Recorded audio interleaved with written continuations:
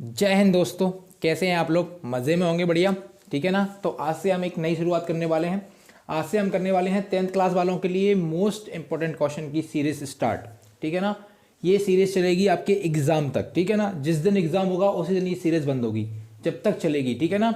आपको इसमें क्या मिलने वाला है? इसमें आपको मिलेंगे मोस्ट इंपॉर्टेंट क्वेश्चन और इसी सीरीज में से पेपर आपको देखने को मिलने वाला है। एक भी क्वेश्चन इस सीरीज से बाहर नहीं होगा, ये मान लीजिएगा आप। ठीक है। इसमें हम आपको क्या करवाएंगे? रोज 10 से 15 क्वेश्चन करवाएंगे, साथ में करवाएंगे एक टाइप के कोई से भी 5 क्वेश्चन इस तरीके के। जैसे सही, किसी दिन हमने सही विकल्प ले लिए, किसी दिन हमने खालिस्तान ले लिए, किसी दिन हमने चूज द करेक्ट ले लिए। ठीक है ना। किसी दिन जोड़ियाँ ले ली, किसी दिन जो है सत असत ले लिए, किसी दिन एक वाक्य में आंसर ले लिए। इस तरीके से ये चलने वाली है। ये मैथ के क्वेश्चन एक भी आपका इससे बाहर नहीं जाएगा पेपर के अंदर, ध्यान रखना इस बात को। ठीक है। तो अभी बिना बकवास के शुरू करते हैं सीरीज को। ठीक है। अभी क्या करना है अपन को? सबसे पहले हमने को ये चूज द करेक्ट हैं 5, इनको सॉल्व करना है। उसके बाद अपन क्वेश्चन पे चलने वाले हैं। तो सबसे पहले अपन को क्या करना है? एचसीएफ निकालना है 91 और 21 का। ठीक है ना। 91 21 का यहाँ जो है अपन को निकालना है एचसीएफ। एचसीएफ क्या होता है? हाईएस्ट कॉमन फैक्टर होता है। इन दोनों में हाईएस्ट कॉमन फैक्टर क्या आ रहा है? इस वाले के अपन करेंगे तो ये मिलेगा 13 7 13 7 91 और ये मिलेगा 3 × 7। ठीक है ना। 7 या 21, यानी दोनों में क्या कॉमन आ रहा है? 7। तो इसका आंसर क्या हो गया? 7। फिर इसी तरीके से अपन को ये करना है कि द्विघात बहुपद ax² + bx + c के शून्यांकों का योग। देखो, शून्यांकों का योग पूछा जाता है ना जब अपन से योग, तो अपन क्या करते हैं? -b/a। जब गुणा पूछा जाता है तो क्या करते हैं? गुणा पूछा जाता है तो क्या करते हैं? c/a। ये अपन ने पढ़ा है ना। ये अपन ने सवाल इसी से बनते हैं, बहुत सारे सवाल अपन ने इससे बनाए हैं। ठीक है ना। प्रीवियस ईयर की अपन में जो क्वेश्चन किए थे अपन ने उनमें बनाए हैं ना, और अभी भी आज की वीडियो में भी बनाने वाले हैं। ठीक है। तो इसमें अपन को योग चाहिए तो ये वाला ढूंढो, ये वाला यहाँ मिलेगा -b/a। ठीक है ना। ये अपना सही आंसर हो जाएगा। पूछा गया है कि बहुपद x² - 3 के शून्यांक होंगे। देखो, शून्यांक क्या होता है भाई? जो बहुपद को शून्य कर दे वही तो शून्यांक है।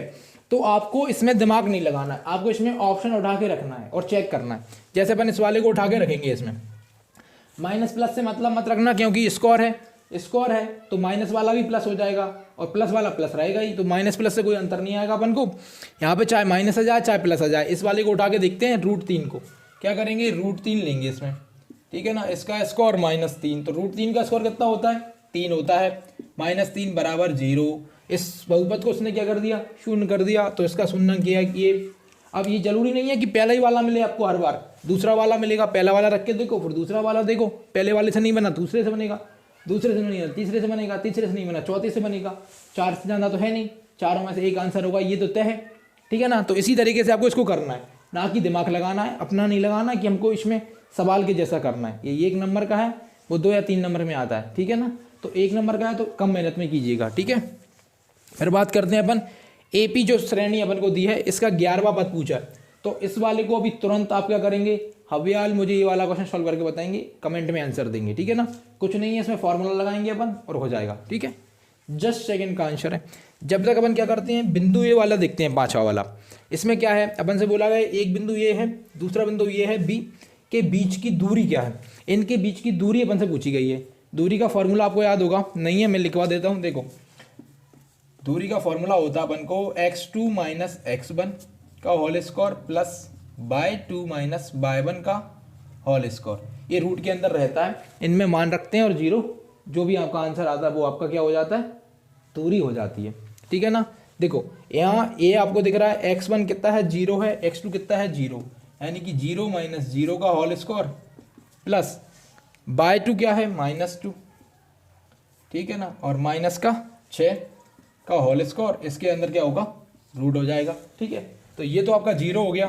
ये क्या हो गया? माइनस प्लस 8, 8 का क्या हो जाएगा? 64। इसके ऊपर स्क्वायर, तो ये 0 का प्लस है, ये माइनस नहीं है, याद रख, गुणा नहीं है, ये प्लस है। नहीं, अब 0 को गुणा करके सारा 0 कर दे, नहीं ये प्लस है, प्लस। ठीक है। क्या है? प्लस है। तो 64 बाहर निकल के क्या हो जाएगा? 8। क्या हो जाएगा? 8। ठीक है ना। 64 बाहर निकल के क्या हो जाता है? 8 हो जाता है, मतलब 8 का ही स्क्वायर होता है ना 64। तो ये अपने थे चूज द करेक्ट, यानी कि सही विकल्प थे। अपन इसको बढ़िया से नोट कर लेंगे, नोट नहीं करेंगे तो मैं साइड हो जाता हूँ, अपन स्क्रीनशॉट ले लेंगे। ठीक है ना। अपन अब चलने वाले हैं सवाल के ऊपर।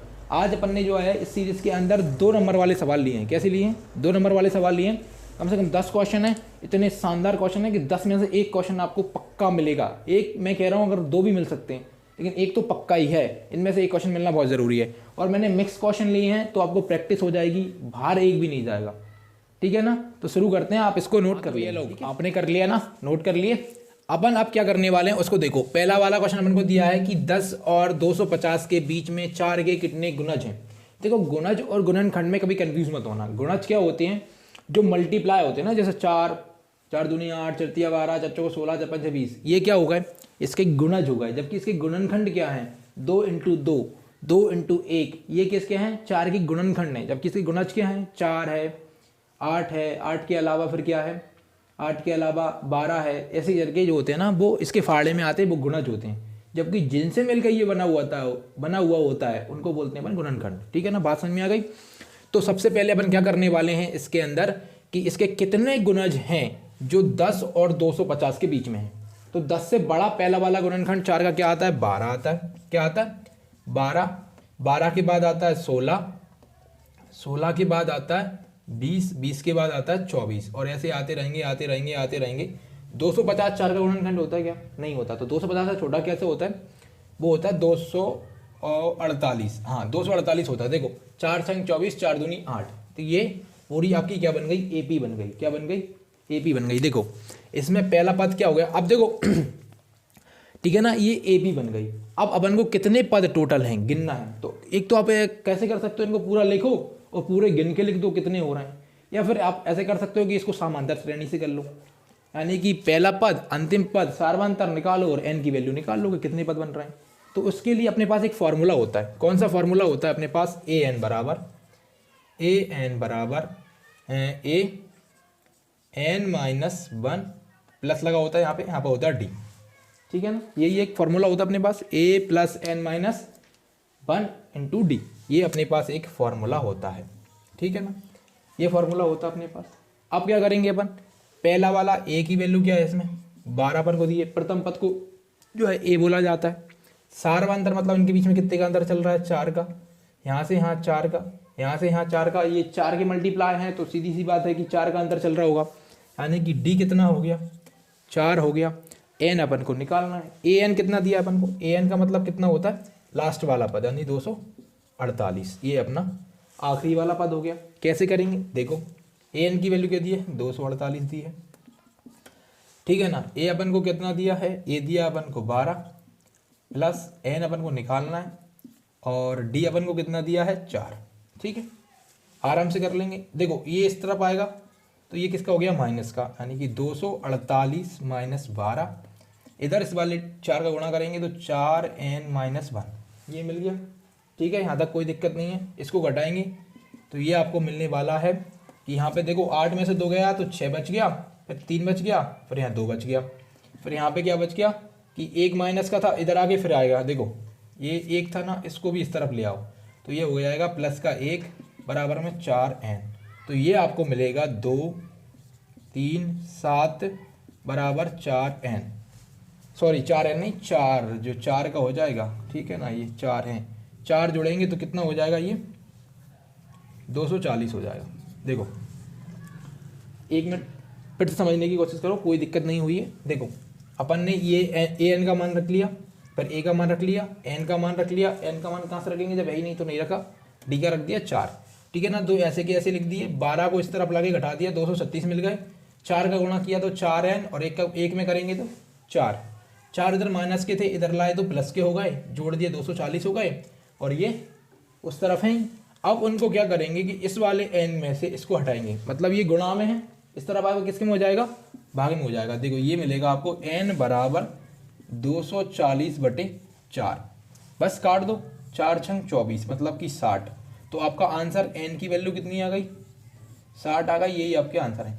मतलब ये 12 से लेके 248 तक कितने पद हैं, 60 पद हैं। अपन चाहें तो गिन सकते हैं, आप लिख लेना ऐसे और लिख के गिनते रहना आराम से, फुर्सत में हो, आपको कोई पढ़ाई वढ़ाई नहीं करनी है तो आराम से करते रहना, ठीक है ना। ये आपका n आएगा, आंसर कितना आएगा, 60 आएगा, ठीक है ना। तो इसको आप करेंगे नोट बढ़िया क्वेश्चन के साथ, एक अलग कॉपी में बढ़िया रफ में कर लेना, ब्लैक पेज का, जरूरी नहीं है वाइट पेज का लेना है। बस नोट करते जाना है, इसको नोट करना है, ठीक है। फिर अपन चलते हैं अगले क्वेश्चन के ऊपर। हाँ, तो देवी और सज्जनों, आपने पहला वाला नोट कर लिया, दूसरे वाले को समझना, बड़ा मज़ेदार क्वेश्चन है। देखो, क्वालिटी और कंटेंट क्वालिटी दो अलग चीज़ होती हैं। आपको वीडियो क्वालिटी अच्छी नहीं लग रही, कोई दिक्कत नहीं है बेटा, कंटेंट क्वालिटी बहुत दमदार है। मैं चाहूँ तो आपको पीपीटीवी भी पढ़ा सकता हूँ, लेकिन मेरी खुद की पढ़ाई है बेटा, मैं अपनी पढ़ाई के साथ आपकी पढ़ाई करवाता हूँ, ठीक है ना। मैं कोई स्टूडेंट मतलब प्रोफेशनल टीचर नहीं हूँ, ठीक है ना। मेरा सिर्फ टीचिंग करना ही अकेला काम नहीं है, मेरा खुद में पढ़ाई करना है, उसके मेरे खुद के एग्जाम होते हैं, उनको देना होता है, ठीक है ना। तो इसलिए मैं आप लोगों के भले के लिए करवाता हूँ। तो आपको जो मेरे पास सुविधाएं हैं उनसे करना है, तो बढ़िया मस्त तरीके से वीडियो को फुल स्क्रीन करिए, आराम से पढ़ते रहिए, ठीक है ना, कोई दिक्कत नहीं होगी। बस अगर आप पैनल चाहिए, आपको ये चाहिए वो चाहिए, तो आपको वहाँ पे फालतू बातें मिलेंगी, ठीक है ना। अगर बोर्ड एग्जाम में नंबर फोड़ना है तो बेटा, मैंने पहले भी कई बार आपसे बोला है कि सिर्फ पढ़ाई मायने नहीं रखती, टेक्निक मायने रखती है। तो टेक्निक से सही तरीके से टिक पढ़िए, ठीक है ना। टॉपर हर चीज़ नहीं पढ़ता, आपने देखा होगा आपकी क्लास में कोई ना कोई बच्चे तो ऐसे होंगे जो सब कुछ नहीं पढ़ते पर उनके नंबर सबसे अच्छे आते हैं, ठीक है ना। इसी तरीके से अपन इनको करने वाले हैं। तो इन क्वेश्चन में से एक भी क्वेश्चन आपका बाहर नहीं जाएगा, ठीक है। अभी अपन क्या करने वाले हैं, बोला है दूसरा वाला क्वेश्चन कि पूर्णांकों 26 और 91 के HCF और LCM ज्ञात कीजिए। देखो, एक तो इनकी अपन को LCM निकालना और HCF निकालना है, साथ में दूसरा क्वेश्चन यहाँ से उन्होंने शुरू कर दिया। देखो, यहाँ से जो क्वेश्चन है वो दूसरा क्वेश्चन है कि इसकी जांच कीजिए कि दो संख्याओं का गुणनफल, मतलब दो संख्याएं हैं उनका गुणनफल HCF इंटू LCM के गुणनफल के बराबर होता है। अब दूसरा वाला क्वेश्चन अपन तभी सॉल्व कर पाएंगे जब पहला वाला कर लेंगे, तो पहला वाला पहले करते हैं। देखो कैसे करना है आपको, सबसे पहले 26 लिखना है, उसके गुणनखंड करने हैं। 2 से करोगे आपको कितना मिलेगा, 13 मिलेगा, गुणित कर दो, 13 दूनी 26 होता है। फिर ये करोगे, ये कैसे होगा, ये आप पहले 3 से करोगे तो नहीं कटेगा, 4 से कटोगे नहीं कटेगा, 7 से कटेगा, तो 7 लिखोगे और 13 मिलेगा। 7 तिया कितने होते हैं, 21, 7 तिया 21 होते हैं सॉरी 13 सत्ते कितना होता है, 13 सत्ते 91 होता है, ठीक है ना। ये दोनों इसके गुणनखंड बन गए। अब इसका HCF और LCM क्या होगा, देखो HCF निकालेंगे, HCF तो HCF क्या हो जाएगा, जो दोनों में मैच हो रहा है, दोनों में क्या मैच हो रहा है, दोनों में 13 मैच हो रहा है, तो HCF कितना हो गया 13। मतलब वो वाली हाईएस्ट फैक्टर, बड़ी से बड़ी वो संख्या जिसका भाग इन दोनों में चला जाए। तो कौन सी संख्या वो जिसका भाग इन दोनों में चला जाएगा, 13 का, 13 दूनी 26, 13 सत्ते 91, ठीक है।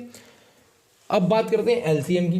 देखो LCM के लाने क्या करना पड़ता है, LCM में आपको हमेशा बढ़ाता हूँ कि LCM को बड़े ध्यान से करना।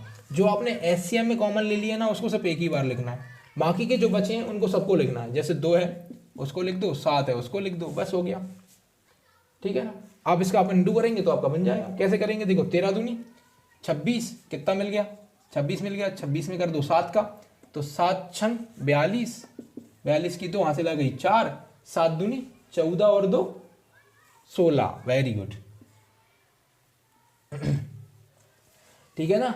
7 दूनी 14, 14 और 4 कितने हो गए आपके, 14 और 4 कितने होते हैं 18, वेरी गुड, ठीक है ना।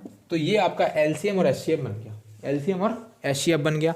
अब ये क्वेश्चन आपका ये हो गया कि HCF 13 है, LCM ये सब हटा दो, ये पेपर में लिख के नहीं आना, ये आपको समझाने के लिए था।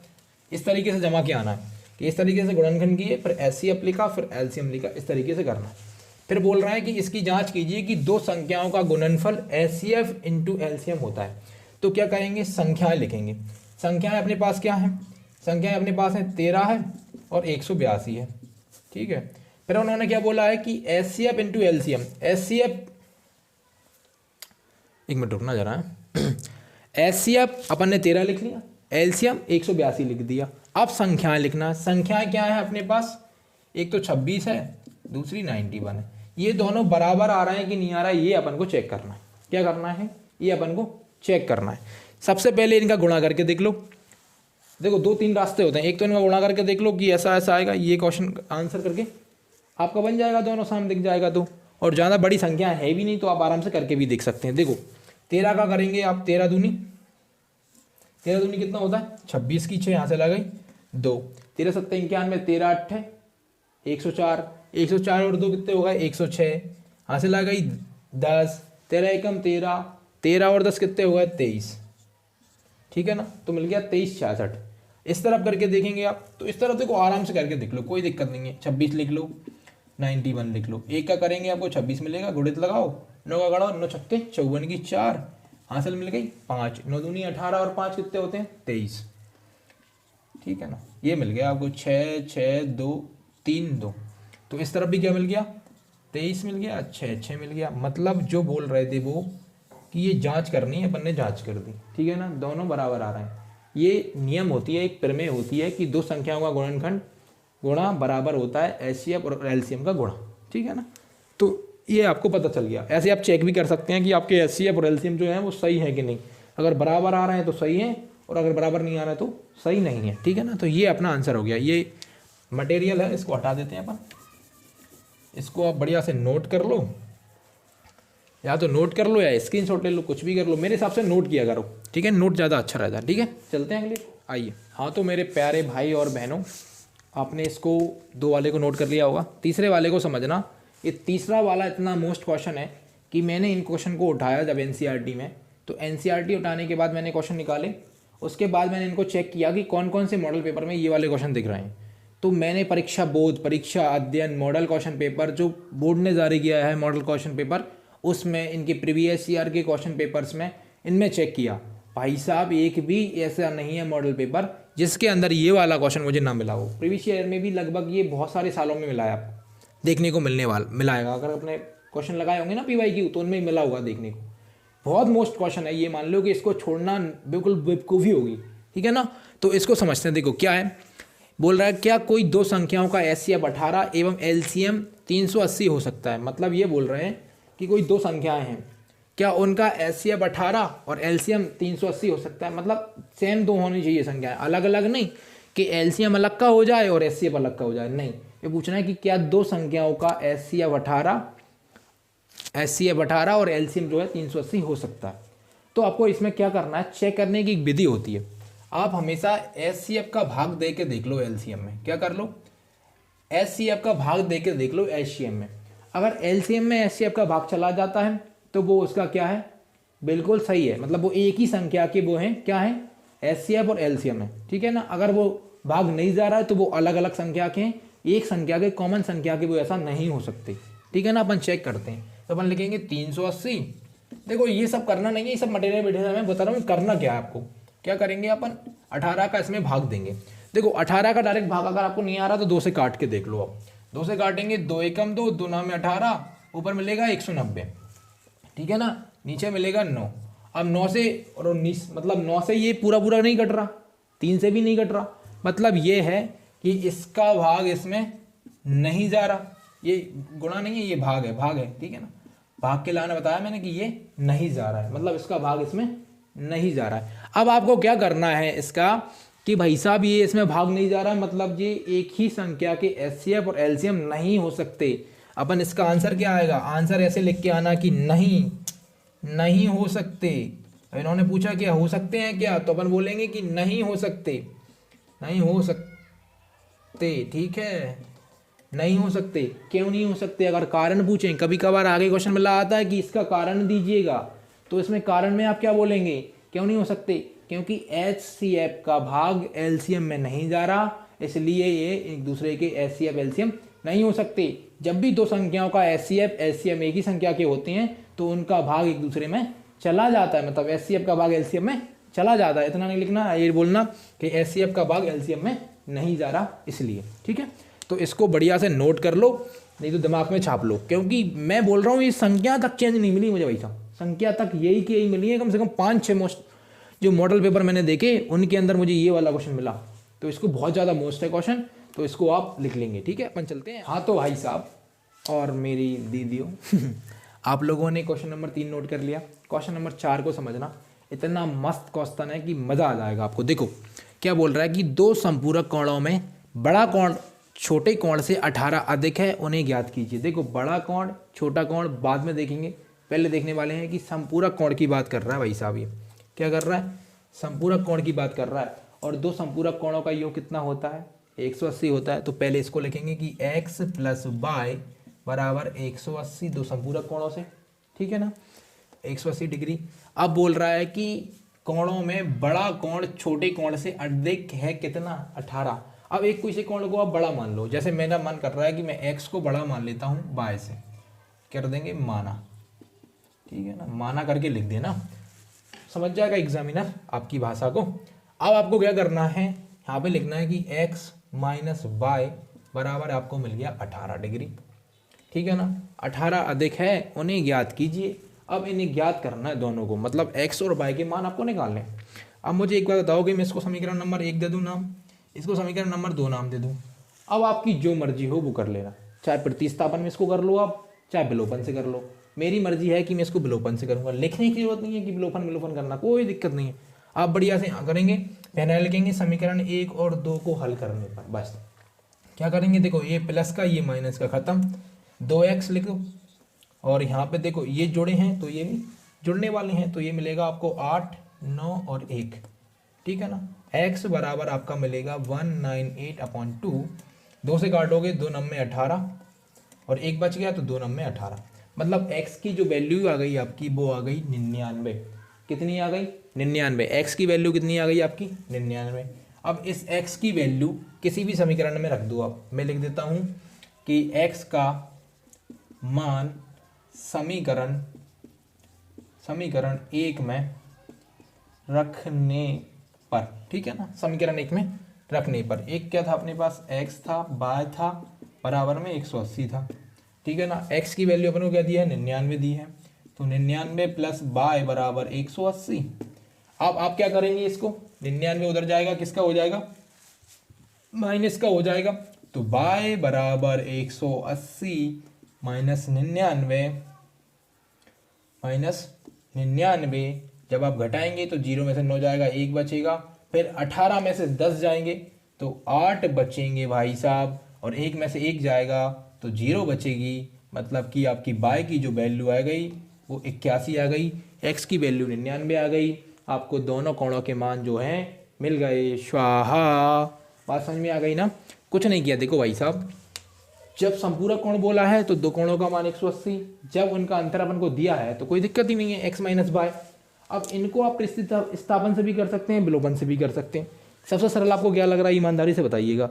मुझे तो विलोपन लग रहा है, क्योंकि काटना था, x की मान निकालना था, y का मान निकालना था। ठीक, आंसर आ गया, इसको नोट कीजिए, आगे चलते हैं। ठीक है, समझ में आ रहा है कि नहीं? समझ में आ रहा है कि नहीं भाई? अगर समझ में आ रहा है ना तो थम्स अप किया करो, अगर नहीं आ रहा है तो बोला करो आई कमेंट में यार। कमेंट में नहीं बोल रहे तो कम से कम डिसलाइक कर दिया करो, मुझे पता तो चले कि मुझ में सुधार करना है मुझे। अब लोग तुम लोग कुछ बोलते नहीं हो, मज़ा नहीं आता यार, कमेंट कुछ भी नहीं करते, आप ऐसे ही खाली छोड़ के चले जाते हो। कुछ ना कुछ बोल के जाना भाई, ठीक है ना। अगर अच्छा नहीं बोल सकते तो बुरा बोलो, कुछ तो बोलो यार, ठीक है ना। ठीक है, कुछ नहीं बोल रहे तो आंसर कर दो कमेंट में, क्वेश्चन का आंसर कमेंट कर दो, ठीक है। अभी देखो पांचवा वाला क्वेश्चन बड़े मज़ेदार है, बिल्कुल सेम मैंने ऐसा कहा, ऐसा अपन ने पहला वाला ऑब्जेक्ट मतलब कि ओटी किया था कि नहीं किया, बस वही है। एक बिंदु अपन को ये दिया है, दूसरा बिंदु ये दिया है, इनके बीच की दूरी ज्ञात करने को बोला है। तो दूरी सूत्र पहले सबसे पहले लिखेंगे अपन, दूरी सूत्र क्या है? दूरी सूत्र हमेशा याद रखना कि रूट के अंदर x2 माइनस x1 का whole square plus y2 minus y1 का होल स्क्वायर, ये मंत्र है, सूत्र है, सब है। इसको ऐसे जब करना है कि x2 माइनस x1 का whole square plus y2 minus y1 का होल स्क्वायर का अपॉन रूट लगाना है, स्वाहा, क्योंकि ये आपको पेपर से पार उतारेगा, अब सागर से उतारे नहीं उतारे ठीक है ना। अब आपको क्या करना है भाई, इनके मान रखना है। कैसे? देखो इसको मानेंगे आप, मैं वहाँ पे नहीं मान के यहाँ पे मान के दिखा देता हूँ आपको, यहीं पे देख लो। देखो पेपर में लिखना नहीं है, ये x1 y1 x2 y2, ठीक है ना। ये समझने के लिए मैंने बोला है कि इनको x1 y1 मानना, इसको x2 y2 मानना, इनके बीच की दूरी निकालनी है। तो बस अब क्या करना है, बस बढ़िया सा ये लगाएंगे, x2 0 दिया है और x1 भी क्या दिया है, 0 दिया है। सेम उसी के जैसा क्वेश्चन है, का होल स्क्वायर दिया है, प्लस में क्या दिया अपन को, सॉरी भाई मेरे, इसमें दोनों x 0 दिए हैं, y नहीं दिया, x2 दिया है 36 माइनस 0 और यहाँ पे दिया है 15 माइनस 0 का होल स्क्वायर, ठीक है ना। अब करेंगे मज़ेदार काम, ठीक है। अब आपको क्या करना है, यहाँ पे देखो 0 घटेगा, कुछ नहीं बचेगा, मतलब कि 36 का स्क्वायर बचेगा, प्लस यहाँ पे 15 का स्क्वायर बचेगा। अब 15 का स्क्वायर तो आपको याद होना चाहिए, कितना है, 15 15 225, 336 का मैंने आपको याद नहीं करवाया, तो निकालना बताऊंगा कैसे निकालना है। देखो 36 गुणे 36 करना है। अब 36 36 का गुणा मत करो, इसको ऐसे लिख लो, एक 36 ऐसे के ऐसे रहने दो और यहाँ पे लिख दो, क्या लिखोगे आप, 30 + 6, ठीक है ना। एक बार 30 का गुणा कर लो, एक बार 6 का गुणा कर लो। जैसे करेंगे 3 का, 3 × 18 की 8 हासिल आ गई 1 और 73 के 9 और 1 10, 108। इसमें एक 0 थी तो 0 बढ़ा दो। अब 6 का करेंगे, 6 × 36 की 6 हासिल आ गई 3, 6 × 18 और 3 21, 216 करेंगे। इनको जोड़ेंगे तो 6 9 फिर आएगा 2 फिर 1, 1296। क्या मिलेगा आपको, 1296 और प्लस में मिलेगा 15 15 225। वेरी गुड, ठीक है ना। ये अब इनको जोड़ दो, जो आएगा उसका एलसीएम निकाल लेना। सॉरी एलसीएम क्या को निकालोगे, वर्ग निकाल लेना, वर्गमूल, ठीक है ना। अब देखो, अब करते हैं, क्या करोगे, इसको जोड़ो। 6 5 11 की 1 हासिल आ गई 1, 9 और 2 11 और 12 की 2 हासिल आ गई 1, 2 और 2 4 और 1 5 हासिल नहीं आई, ठीक है ना, और 1 1521। अब ये तो तय है कि ये 36 से बड़ा होगा, 36 से थोड़ा ही बड़ा है तो आप 37 का ट्राई कर सकते हैं, 37 का ट्राई कर सकते हैं। 33 का अपन करके देखते हैं। देखो 37 × 37 7 7 49, 37 का नहीं होगा, ये 39 का होगा शायद। देखो 9 9 81 की करके डायरेक्ट भी देख सकते हैं आप, 30 का भी देखोगे, 30 का करके देख लो। 30 का करेंगे तो देखो 30 नाम 27 की 7 हासिल आ गई 2, 73 के 9 और 2 11 और 1 0 थी। फिर करेंगे आप किसका, 9 का, 9 9 81 की 1 हासिल आ गई 8 और 9 3 27 और 8 आपका मिल जाएगा 35। तो मिलेगा आपको 1 7 5 12 की 2 हासिल आ गई 1 3 4 1 5 और 1, मतलब ये मिल गया आपका भाई साहब कितना, 49 गुणित 49। तो इसको बोलेंगे, इसको रूट हटाएंगे, हाँ फिर यहाँ पे लिख देंगे 49, ठीक है ना। ये आंसर हो गया, इनके बीच की दूरी क्या आ गई, 49 आ गई, 49, ठीक है ना। अरे 49 नहीं भाई, 39 सॉरी, क्या आ गई भाई साहब 39 आ गई, क्या आ गई, 39 आ गई, ठीक है ना। पता नहीं कहाँ माइंड कहाँ चला जाता है बीच बीच में, ये समझ गए ना आप। देखो जब भी गुणा करना हो ना तो उनको थोड़े छोटे छोटे भागों में तोड़ लिया करो, जिससे क्या होता है कि आसानी होती है और गलती होने का चांस जो है वो कम होता है और टाइम भी बचता है अपना पेपर में। तो इसको कर लेना, क्या आ गया, 39 आपका आंसर आ गया। सॉरी अगर थोड़ा बहुत बड़े इधर उधर हो जाता है ना कभी कभार बोलते बोलते, तो समझना मत, क्योंकि भाई साहब हम पढ़ा रहे हैं एक मोबाइल को, हमारे पास कैमरा भी नहीं है। लोग बाग बोलते हैं कि हम कैमरा को पढ़ा रहे हैं, लेकिन हम मोबाइल को पढ़ा रहे हैं, ठीक है ना। मोबाइल के उस तरफ आप हैं तो हमने मान लिया, ठीक है ना। दोस्तों आज की वीडियो में हम 5 ही क्वेश्चन करने वाले हैं ये, ठीक है ना, क्योंकि टेक्निकल खराबी की वजह से मुझे ये वीडियो यहीं पे रोकना पड़ रहा है, क्योंकि मैंने बहुत सारा वीडियो रिकॉर्ड कर लिया था पर वो रिकॉर्ड हुआ ही नहीं, ठीक है ना, कैमरा अपने आप बंद हो गया, जिसकी वजह से हम आज